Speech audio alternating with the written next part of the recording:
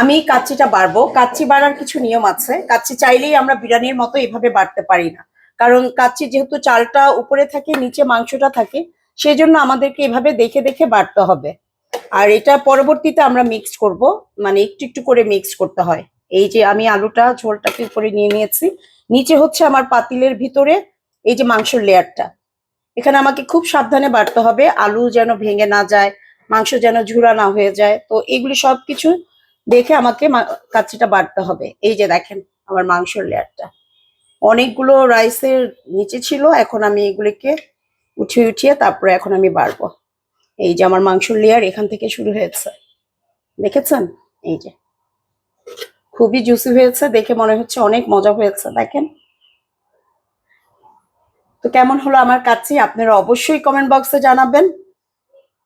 আমি এটাকে আজকে অনেক যত্ন করে, মানে অনেক কাজ করতে হয়েছে, সত্যি কথা। একটা কাচ্চি রাঁধতে হলে অনেক পরিশ্রম। তো কেমন লাগলো অবশ্যই জানাবেন কমেন্টস করে। আল্লাহ হাফেজ।